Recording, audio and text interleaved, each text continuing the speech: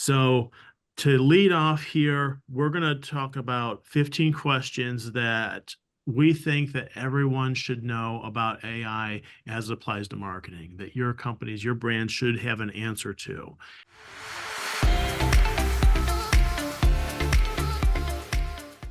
Welcome back to another episode of 3 for 3. This is the podcast for everything around marketing and how to run your business in ways that can improve your processes and the way you think about it. I'm your host, Kurt Kleidon, and today's topic is something that has been very present in our atmosphere when it comes to marketing, but when it comes to like almost everything else, it touches so many things. And that topic is how AI is impacting what we do. So we're recording this in May 2024, and I don't always like time date our episodes based on when we're recording it because you want to have evergreen content, right? But the things change, and things are changing so fast with AI. And just even a couple of weeks ago, the whole atmosphere changed for AI, and it will change in the next month. So, unfortunately, this is an episode that will only last so long, but I think the importance of it is knowing that you have to be able to tracking what's happening with AI. At some point, you have to enter yourself in the game to be able to ride the roller coaster as it goes on its ups and downs along the way. And I have two guests with me, part of the Kleidon team. I have Josh McCutcheon. Hello, good to see you. And Josh is from the social media side. That's his expertise in creating graphics and strategies around social media. And I have Taylor Smith. Hello, everyone. And Taylor comes from the graphic design side of things.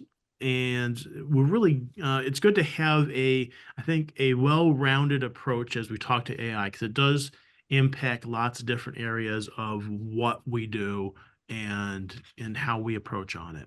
So without any further ado, we're going to introduce the questions and we're going to knock through these. But I will tell you that one of the last questions on here is, what's the worst thing that can happen when using AI for marketing? We're gonna answer that at the end. So that's that, listener, for you. That's your reason to stick around, because you need to hear what's the worst thing that can happen, because that needs to be on your radar. That's going to be toward the end. First question we're going to talk about here is it legal to use AI for commercial purposes? And when we talk about commercial purposes, we're talking businesses, we're talking any kind of established brand.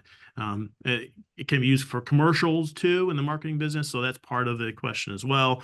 But can it be used for commercial purposes? Josh, you want to lead this one off? Sure. This question has a little bit of gray area, but according to the research that I've done, the answer is yes. AI-generated images can be used for commercial purposes, but it depends on various factors such as the licensing agreement, ownership of the AI model used to generate the images, and any applicable intellectual property rights. So take that for what it is. It depends. Yeah.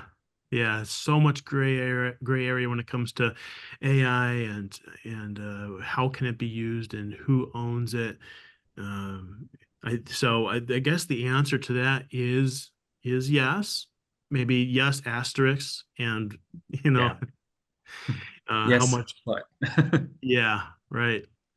We're gonna get to should in just a moment, but is it legal? So right now it is, and I think it will depend on some of the platforms that will change as well. We're starting to see that a little bit. We'll talk about that a little bit more in a moment. So question number 2, what's the best AI tool? Taylor, you want to field this one to start? Yeah, of course. So there's a lot of AI tools out there. Some of them we're more familiar with, like ChatGPT, Llama, but there's also other ones like Google's new Gemini AI system, Synesthesia, which is like a video content AI, or Fireflies, which is a meeting assistant based on AI. So I just think there's a lot of AI tools out there that are different for different needs or preferences. So there really isn't the best one right now. Josh, do you have any favorites that you go to? so I mainly use ChatGPT for a starting point for writing copy, but also Meta has an AI tool now that I've been dabbling with that it can create images, text, it can even put together little videos of the images it creates for you. But it depends on how you use it, and I'm sure we'll talk about that here pretty soon as well. Yeah, and it depends on speed too. That's going to become a bigger factor, and that's as Meta launched their Llama tool here recently, the ability for it to create particularly imagery as you were writing your prompt, like in real time, kind of game changer there. So, and it's worth mentioning that the cost of it as a tool is going to be a factor in as you choose it. Some of them you can subscribe to, and you're going to get either better things or you're going to get no watermarks on it, for example. But as Taylor and Josh said, it depends on what you're trying to get out of it. There's some that are built specifically for video or imagery or text or otherwise. So there is a lot to consider out there, but you just have to, I think you have to dabble in and find what works best for you. All right. So next question, number 3, what are the ethics around using AI for marketing? Josh, what do you think about this one? So recently, I went to go see someone named Margaret Mitchell at an Akron Roundtable, and she is a researcher focused on the ins and outs of machine learning and ethics-informed AI development in tech. Some of the points that she had was one major concern is AI bias, which where systematically prejudiced decisions are made due to the assumptions created in the machine learning process. So humans created AI, they created these biased algorithms because humans are inherently biased themselves. And we shouldn't take the information from AI as factual. We should use it sparingly, I think, and realize that it does have a bias about it. I think that's a really, really good point, and it's great to share that what you learn from meeting that individual and how that can impact what you do and what you learn about it. Yeah. I suppose there's the question about whether we how much we credit AI. Certain platforms are requiring that, particularly on social media. Have you seen that, Josh? Yeah, and I think it depends, if you're using AI to fill in a little bit of a, piece of an image, then I don't think it's necessary to credit AI at that point. But if all of your copy is written by AI, or if you're sourcing particular, articles or anything like that, then absolutely you should cite AI. Yeah, and I think images as well is cracking down on if you're using AI for the generation, like the original generation. I mean, you can talk about starting with a photo that's taken and then using Adobe's generative fill, which what where do you start with the imagery and how much credit do you give? Do you give it to Hmm. the photographer? And if you clean up a little bit. And, again, we're going to say this a lot. There's lots of gray areas. Taylor, have you seen anything along your side when it comes to image generation and the ethics around that? What's your thoughts? Yeah, I think you run into the issue with copyright, like what we're talking about, just because uh, a lot of those images, they're just pulling information from images that have already been created. Like, the argument is that it's not really making anything new, it's just stealing from a bunch of different artists. So, are you actually creating an original idea using AI, or are you just kind of mashing some stolen parts together? Hmm. Yeah, a lot of overlap here when it comes to art as well. Are you actually creating art if you're just a really good prompt writer? Yeah, what is art? And then we open the door to that Pandora's box. But okay, well, some good thoughts there, especially around that. So next question, number 4 here. When should I use AI and when should I use a human to do a task? What do you think, Josh? I think if it's anything that is factual, anything where you're referencing specific data, that's when you should use a human. Anything that when it comes to like uh, needing a starting point for something creative, whether it's writing or images, I think we can use AI then. Um, but we shouldn't stick to AI strictly. I think it's important to have a human voice in your marketing or your copy or whatever you're doing. I think that you need a it needs to be authentic. It needs to come from a human. It's not, we can use AI as a starting point, but that's what it should be, a starting point. Yeah. And I think it's a good lead into the next question, and that is, what's the key to getting the best results out of AI? So just as Josh was saying, if you have a educated and well-intended human behind driving AI, you're going to get better results out of it. Uh, we talked a little bit about prompt writing. So if you're not familiar with AI, prompt writing is basically writing what you want AI to do for you. And that can be just about anything. In its most simple sense, it's just like using a search function, just like using Google. The more descriptive you give what you're looking for, the better results usually. And we're seeing that when it comes to whatever you're trying to generate from AI, the more specific you can be, the better you're going to get. If you're looking at just from copywriting perspective, the if you tell it you need a paragraph on a certain topic, you can get down to how many words do you need or how many characters do you need and get very specific with it along those lines. What kind of a voice do you want that paragraph to have? What do you want to make sure it talks about? What kind of different elements to it? But at the end of the day, you cannot assign AI to do something when you don't have someone that's smart that's running it. So it can't be just an absolute replacement for a human. You got to have someone behind the scenes running it that knows what they're doing. Any other thoughts on that topic, guys? I No, think some of the, I think sorry. sorry, I think some of the points you had there will tie into the last question we have, which is what happens, or second to last question, sorry. We'll get to that, but yeah, And Taylor, what do go you ahead, think? Taylor. Sorry. No, I was going to say that was a really great way to sum it up. It takes a person knowing what to do to create those prompts to find those solutions. And I think that's why people hire creatives because they don't always know exactly what they are looking for. So they need someone who understands target audiences, who understands who they're trying to captivate to help get to that solution.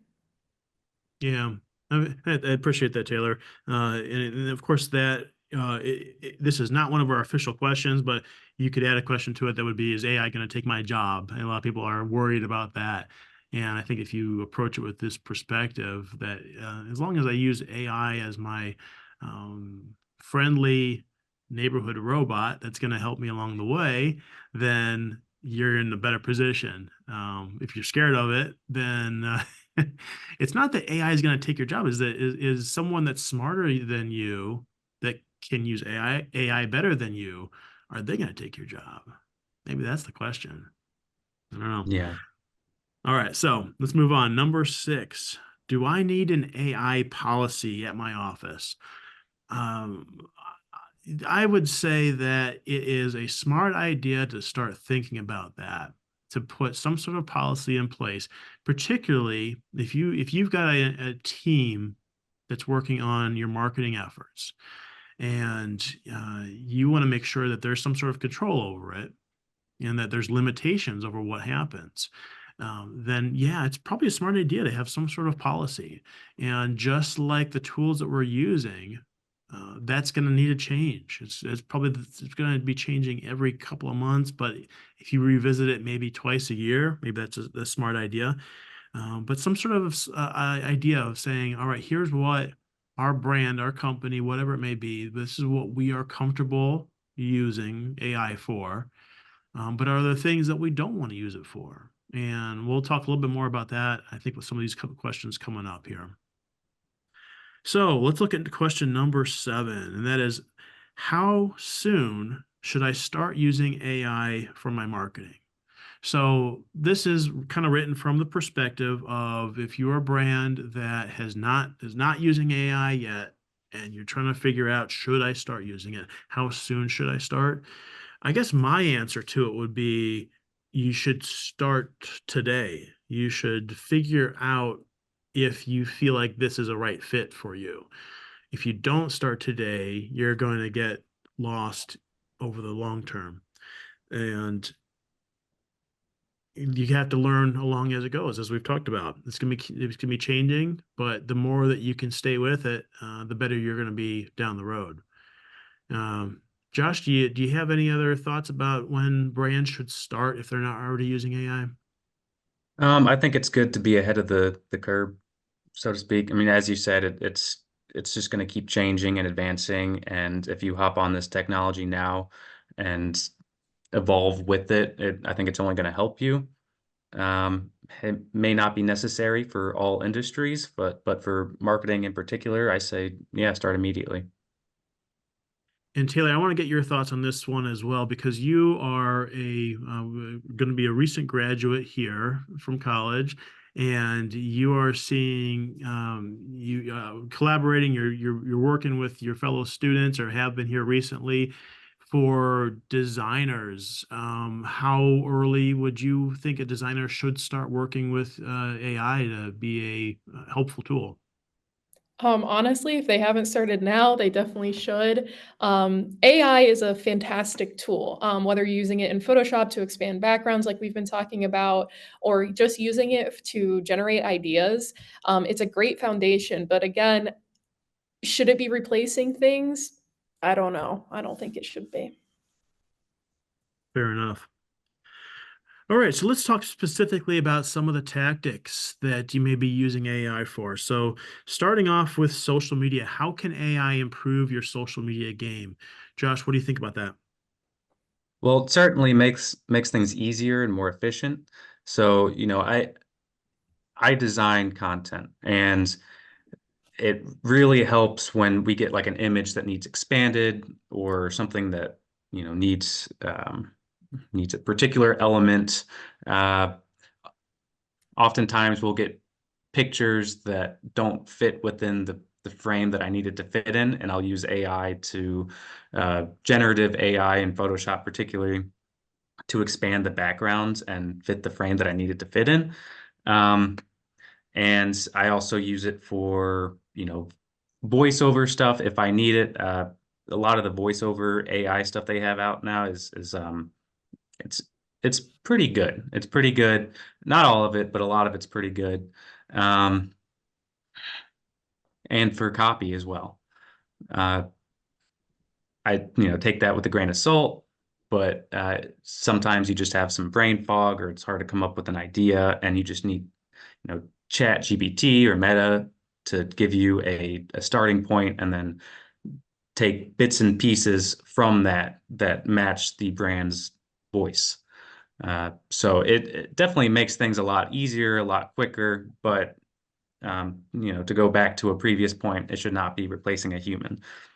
You still should have a human designing the content, creating the content, and then AI just kind of helps you out with that, kind of gives you a starting point. But expanding images is the main thing that it helps me with. What about strategy when it comes to social media? Have you dabbled in, as you think about content calendars and topics, having AI generate a list of topics for a social media strategy? Not really, because as I get to know a, a brand, it I know what that brand needs. AI can take kind of a basic, generic uh, look at things, and give me some basic concepts that everyone else has already used, but we want to stand out and be unique. Uh, sometimes it can help with ideas, but that's not really what I use it for.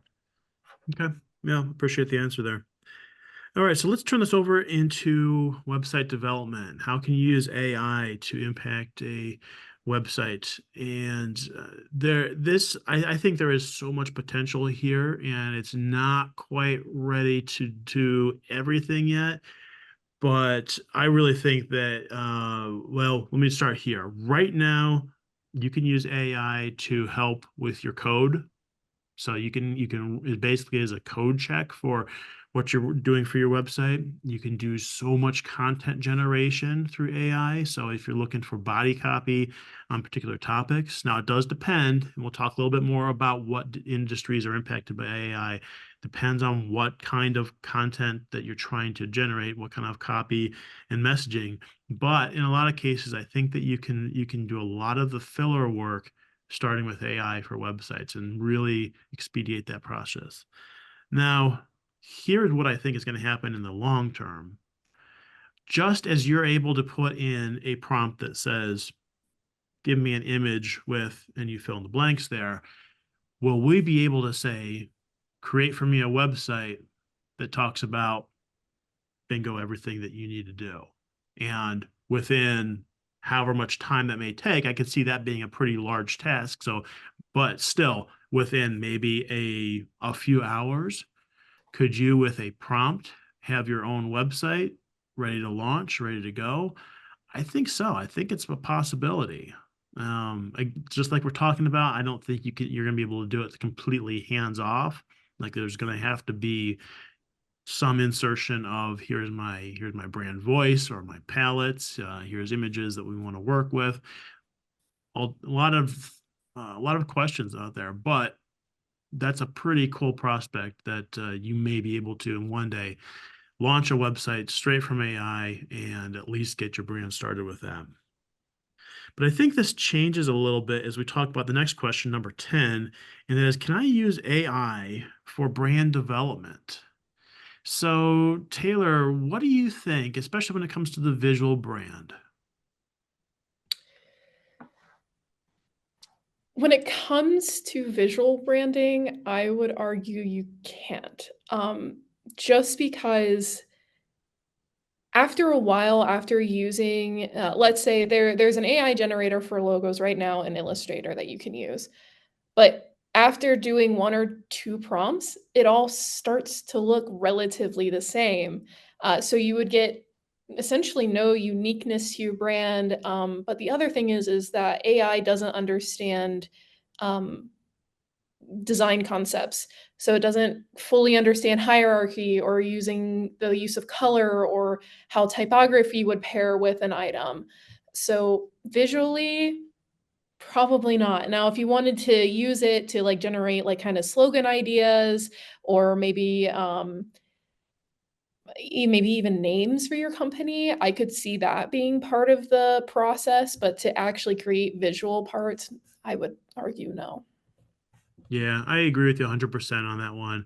And even when it comes to messaging and you were just mentioning creating a name for it, we've done some test trials on it. So as you talk about your brand, yeah, from a messaging standpoint, you've got your mission statement, like values, vision statements.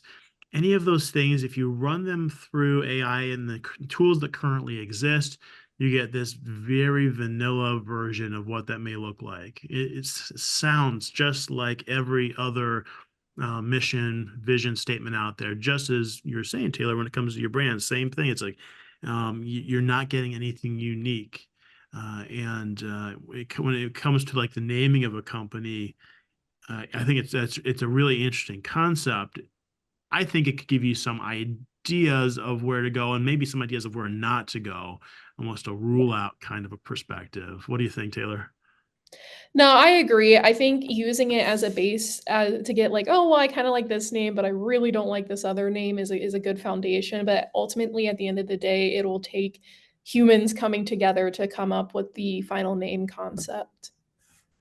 And I think it's worth mentioning when you are thinking about naming a company, you have to make sure that you're in the legal rights to be able to use that name. AI is not, again, currently checking that out. So you could probably get into a lot of trouble if you tried to establish your brands just strictly with AI. So one thing it doesn't do well with. Yeah. And just to touch on something else when it comes to visuals, AI is notoriously known for making mistakes. So, like, let's say you wanted to do hands in a logo. Well, one of your hands might have 7 fingers because AI is just it isn't thinking about the human anatomy or anything of that nature. So, again, just keep that in mind when thinking about using AI for visuals. Yeah, good point. So, number 11 here, what marketing tactics could be most impacted by AI? I've seen a few examples that I think that a lot of people aren't really taking into consideration quite yet, but that can really could jump into it. In the first one here is SEO. So there's a lot of content that can be written for websites that would help your SEO score, and it's going to do a lot faster and a lot more efficiently than having a human write it. The downside so AI is bringing in this collaborative. Here's what I want, and here's what I'm going to get from the internet. It's like you pull from everywhere all the resources, and SEO has to have some sort of distinct feature to it to be effective. So if you're listening to this, and if we had 1,000 people listen to this and say, all right, tomorrow I'm going to start using AI to create articles for my website to improve my SEO. And let's say all those 1,000 people were in the same industry, everyone may raise their game, but that doesn't mean that you're going to get better rankings. So you still need to be able to have it be distinct in some way. That could be geographically, that could be topic wise, that could be you name it. But I do think there's a lot of good potential for that. And the second one, I think that AI could really help, and that is chatbot scripts. The ability for when you're engaging with a chatbot to have automated responses that can come from what you're plugging into an AI tool. So one where again it takes a lot of thinking to predict what people are going to ask. One thing that computers and AI are really good at doing is doing some of that predictive work. And I think that used right, you could get a long ways down the road there. So, as we talk about other tactics that could be impacted by AI, Josh, do you have anything else, any other things that you think are worth mentioning here? I think you had some pretty good points there. Not off the top of my head right now, no. Yeah, Taylor, anything from you? No, sorry. That's all right. That's all right. Well, so let's turn over to industries that AI probably has the most potential to impact. So, Josh, what do you think about this question? This is question number 12. So I think anybody that works in tech, um, we've already seen some industries impacted. Uh, I'm biased towards marketing. It's where I've seen the most impact, but also like basic coding. The other day I was on ChatGPT and I had it write me code for a mobile Spider-Man game, and it did it like it was a very basic version, but anybody that's trying to get into that industry in particular, I'm not into coding or websites or anything like that, but a lot of people are losing their jobs over that. But for marketing, we've already talked a little bit about different places where you could use it, and whether or not people are going to lose their jobs. We've seen a little bit of that, but I any sort of creative work, any sort of thing where you might need um, copy or visuals for, I think we're going to see a big impact in that area too. Um, I watch Gary Vee a lot, and he thinks AI influencers will be a thing, like a big thing. 5, 10 years from now, once this technology gets more advanced. Um, whether that happens is, remains to be seen. Uh, me being a millennial, I when I see AI content on social media, I usually click off of it because I'd rather see something from an authentic human being. But as AI gets more and more advanced, maybe we won't be able to tell the difference anymore. There's already some areas where we can't tell the difference. And yeah, so that's my 2 cents. Honestly, I think not being able to tell the difference may make people more frustrated. Just because, like recently with the Met Gala, there was a image that was put up, I think, of Katy Perry, if I'm remembering correctly, of her in this gown within the theme of the Met Gala, but she actually was never there, and you couldn't tell otherwise. And people were really, really frustrated. So I'm kind of curious to see how that builds because there's even major companies now that have been using it, like Disney that used it for Thanksgiving this past year that a lot of people were really frustrated with. So yeah, I'm really curious to see where where that dissonance goes, I guess. Yeah, and this kind of goes back to the ethics portion, but deep fakes. People are taking faces of celebrities and putting them in different places, and there's a huge ethical issue there. Yeah, we could talk about marketing for politicians and for political Yeah. campaigns.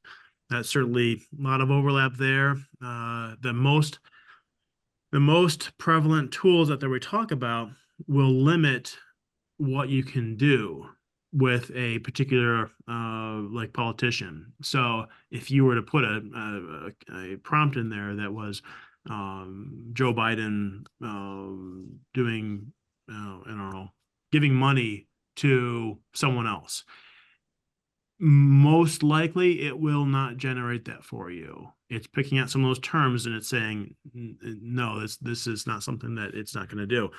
I'm sure there's ways around it, and I don't even want to go into I don't even want to investigate those, but I know that there are ways that you can work around that. But really, I think the point is we talk about industries that could be impacted by AI. Politics certainly is one of them. The other that I wanted to mention is the health industries.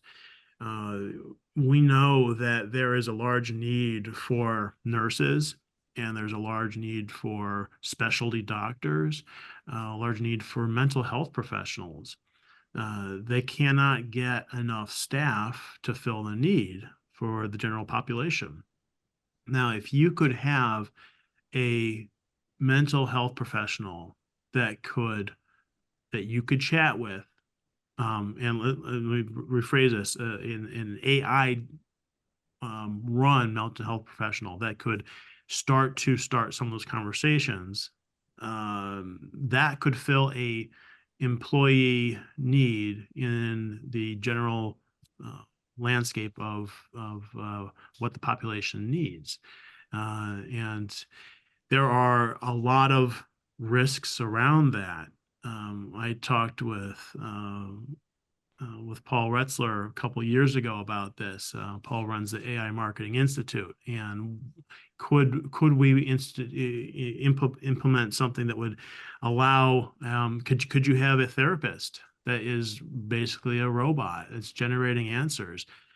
Oh, think about the HIPAA implications there and the risk around that. But I'm telling you that AI is getting smart enough that the answers that it can and will be able to provide to someone that needs help are going to be as good as or better than a doctor. And that's just basically pulling, okay, you diagnose something, you see something happening, and here is a response to it. I'm getting outside of marketing a little bit, and I realize that, but at the same time, this can have implications around customer service. Customer has a question. Customer service is one of the probably the most uh, frustrating and tedious things for companies, especially if you're dealing on a B2C level. But if you could have answers to the majority of those questions generated by AI, you got something there that I think you could really run with. And then that ties back into chatbots. So I think it's a really fascinating topic to cover here. But here's one on the flip side of it. So basically, what industries or topics does AI currently lack the ability to cover well? Uh, I know that if you're looking at something that's highly technical, let's say an engineering kind of field, uh, AI, you cannot at this point give AI the specific enough prompts to be able to answer very specific questions about how let's say, a motor might work. We can get general information about how a motor might work, but if you are basically inventing something new, AI does not have the ability to see that vision of the engineer. Josh, what do you think about that as far as industries that AI is not able to really help out much? Like you said, anything that requires technical sort of factual precision, anything that yeah, anything that requires any sort of factual data to go along with it, because we cannot use AI for factual data. It takes data from other sources and puts it together, but it's not necessarily factual. Um, yeah, those are my thoughts. AI can't replace an inventor. At Right. least it cannot see the vision of the inventor. It could possibly invent something all on its own, which may be a good thing. It could possibly. But Taylor, do you have any thoughts on any industries or topics that you think AI cannot handle well? Yeah, I was actually just thinking science, like, you can't program AI as of right now, you can't program AI to find a cure for cancer, for example. So it's not gonna be able to take, like, data from cells, from human cells and be able to create concoctions. Is that possible in the future? Maybe, we might be able to see that. But, as of right now, like, anything science related or, I was just thinking even surveying, AI won't be able to calculate the distance of a certain landmass. So I think there's areas that I don't know if AI will ever be able to Yeah, well, achieve, it's I guess. interesting. I certainly agree about the scientific aspect of it. It in I don't want to get too far off topic, but you think about DNA and to some aspect DNA, it's just like coding, and then you've got answers that could be filled in. DNA mapping, for example, is probably something that could run through AI if it's not already happening to some degree, and I think it probably is. But okay, so let's wrap up the show here. We've got two more questions to go, and I think these are maybe the some of the more interesting questions that we have. So the first one is number 14. What's the worst thing that can happen when using AI for marketing? What's the worst thing that can happen? Taylor, give us your answer. Yeah, as, someone who is gonna be graduating very, very soon, I think the main concern, at least with people going into the creative field, is AI going to take my job, like we were discussing earlier? And, my argument is probably not, but, I think more of the concern is if companies will recognize that AI is more like, if they think AI is more than a tool, that they can use it to replace people and, like, what kind of impact that'll have on the creative field. Because if large companies like Disney, for example, are, using AI to create images versus using an artist, then, where do we go from there?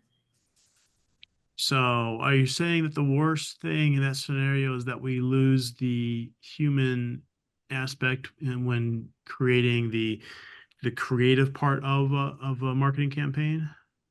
Yeah, I would say so. You're losing the human touch, you're using human creativity, and everything will probably start to look the same because it can only pull from so much that already exists. Josh, what do you think about it?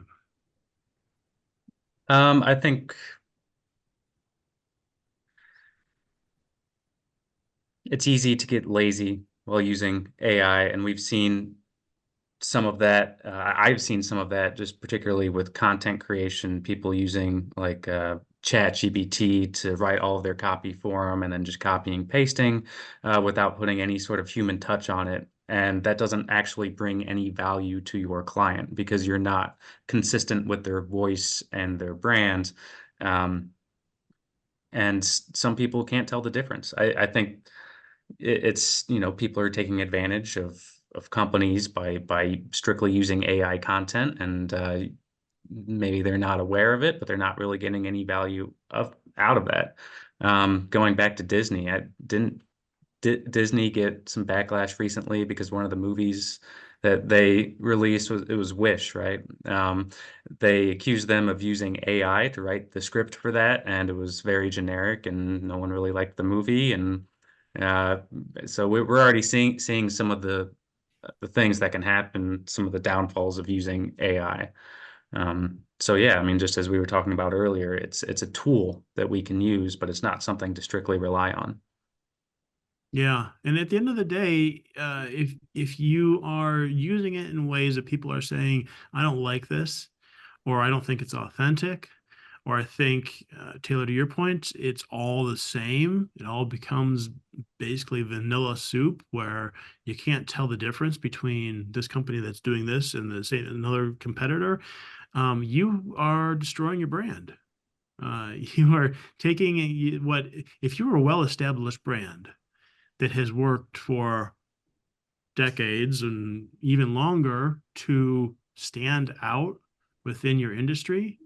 If you don't use AI right, you have the potential to ruin it and basically put it in a place where now you have to build it back up, to the extent that AI is not going to help you do that. As we're just talking about, brand is what helps you stand out. If you cannot do that, and if you let AI sand it down so that everything feels the same, you really kind of just run your company into the ground. So that is a really big risk that, I think brands and companies may not be thinking about, especially if they're just jumping right into it. All right. So last question. Let's wrap this up here with what will happen if I don't use AI for marketing. Josh, what do you think? I think you might fall behind. I think that this is the future, and it's, whether you like it or not, this is where we're headed, and um, you should look into it now and see how it can be applicable to your business.